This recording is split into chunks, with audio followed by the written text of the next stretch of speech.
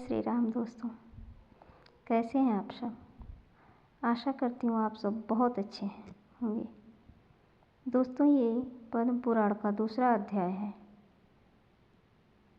दोस्तों, ये अध्याय काफ़ी बड़ा था, इसलिए मैंने इसका आधा भाग ही आप लोगों को सुनाया था। आधा भाग मैं इस कथा में सुनाऊंगी। दोस्तों, ये ब्रह्मा, भीष्म जी और पुलस्त्य जी का ही संवाद है। इसमें सृष्टि क्रम का वर्णन और भगवान श्री विष्णु की महिमा बताई गई है। सृष्टि क्रम के अंतर्गत भगवान ब्रह्मा ने सृष्टि का संरचना कैसे किया, पृथ्वी कैसे प्रकट हुई, आकाश कैसे बना आदि का वर्णन किया गया है। आइए मैं कथा के माध्यम से आपको बताती हूँ।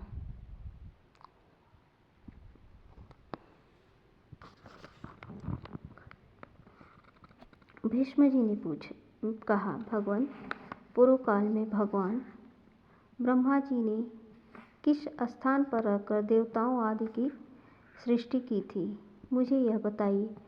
उन महात्मा ने कैसे ऋषियों तथा देवताओं को उत्पन्न किया, कैसे पृथ्वी बनाई, किस तरह आकाश की रचना की और किस प्रकार इस समुद्र को प्रकट किया।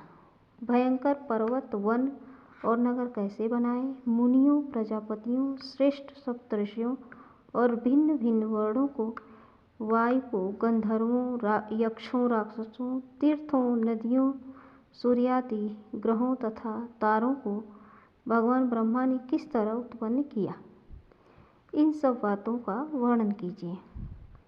पुलस्त्य जी ने कहा, पुरुषश्रेष्ठ, भगवान ब्रह्मा साक्षात परमात्मा हैं। वे पर से भी पर तथा अत्यंत श्रेष्ठ हैं। उनमें रूप और वर्ण आदि का अभाव है। वे यद्यपि सर्वत्र व्याप्त हैं, तथापि ब्रह्म रूप से इस विश्व की उत्पत्ति करने के कारण विद्वानों के द्वारा ब्रह्मा कहलाते हैं। उन्होंने पूर्व काल में जिस प्रकार सृष्टि की रचना की, वह सब मैं बता रहा हूँ, सुनो। सृष्टि के प्रारंभ काल में जब जगत के स्वामी ब्रह्मा जी कमल के आसन से उठे, तब सबसे पहले उन्होंने महतत्व को प्रकट किया।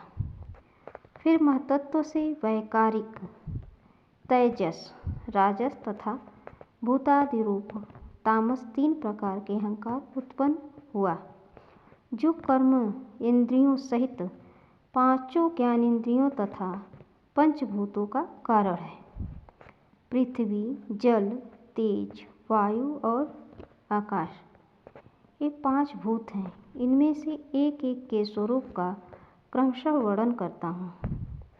भूतादि नामक तामस अहंकार ने विकृत होकर शब्द तन्मात्रा को उत्पन्न किया।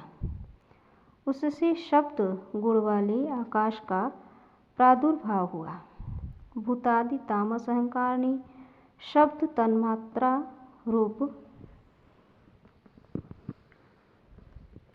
आकाश को सब ओर से आच्छादित किया। तब शब्द तन्मात्रा रूप आकाश ने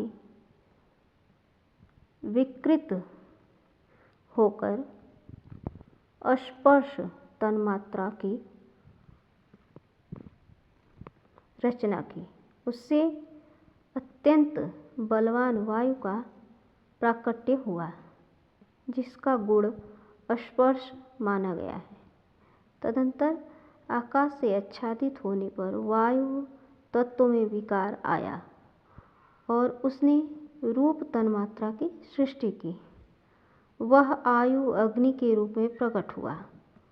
रूप उसका गुण कहलाता है। तत्पश्चात स्पर्श तन्मात्रा वाले वायु ने रूप तन्मात्रा वाले तेज को सब ओर से आवृत किया। इससे अग्नि तत्व ने विकार को प्राप्त होकर रस तन्मात्रा को उत्पन्न किया।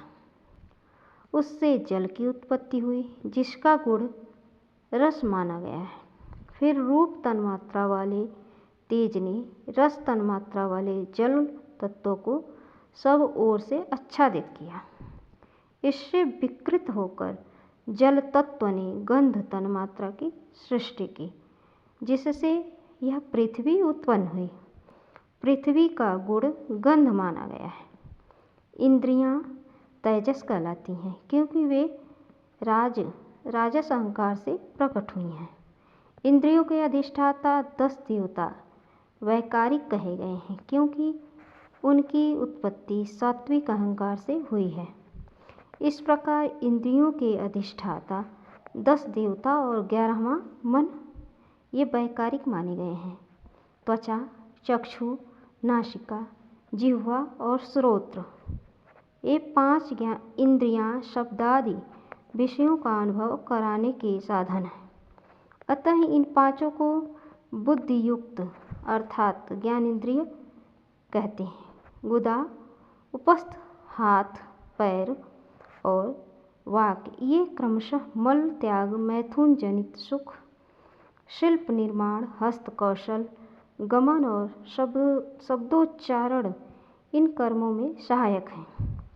इसलिए इन्हें इन कर्मेंद्रियां माना गया है।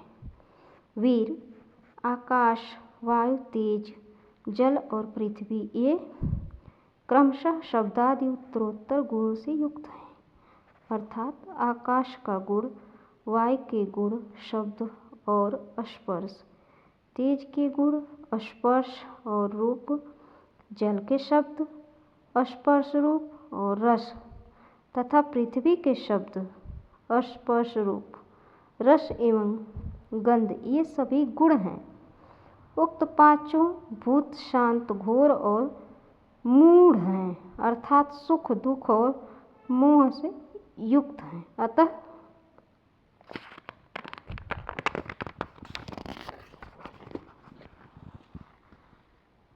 ये विशेष कहलाते हैं। ये 5 भूत अलग अलग रहने पर भिन्न भिन्न प्रकार की शक्तियों से संपन्न हैं। अतः परस्पर संगठित हुए बिना, पूर्णतया मिले बिना ये प्रजा की सृष्टि करने में समर्थ न हो सके। इसलिए परम पुरुष परमात्मा ने संकल्प के द्वारा इनमें प्रवेश किया। फिर तो महतत्व से लेकर विशेष पर्यंत सभी तत्व पुरुष द्वारा अधिष्ठित होने के कारण पूर्ण रूप से एक तत्व को प्राप्त हुए। इस प्रकार परस्पर मिलकर एक दूसरे का आश्रय ले उन्होंने अंड की उत्पत्ति की। भीष्म जी उस अंड में ही पर्वत और द्वीप आदि के सहित समुद्र, ग्रहों तथा तारों सहित संपूर्ण लोक तथा देवता, असुर और मनुष्यों सहित समस्त प्राणी उत्पन्न हुए हैं। वह अंड पूर्व की अपेक्षा 10 गुने अधिक जल, अग्नि, वायु, आकाश और भूतादि अर्थात तामस अहंकार से आवृत है।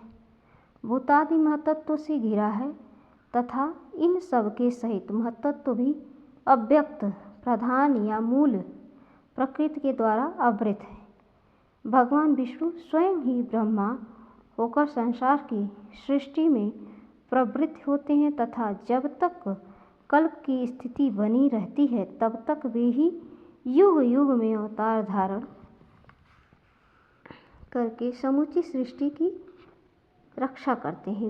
वे विष्णु सत्व गुण धारण किए रहते हैं। उनके पराक्रम की कोई सीमा नहीं है। राजेंद्र, जब कल्प का अंत होता है तब वे ही अपना तमः प्रधान रौद्र रूप धारण कर प्रकट करते हैं और अत्यंत भयानक आकार धारण करके संपूर्ण प्राणियों का संहार करते हैं।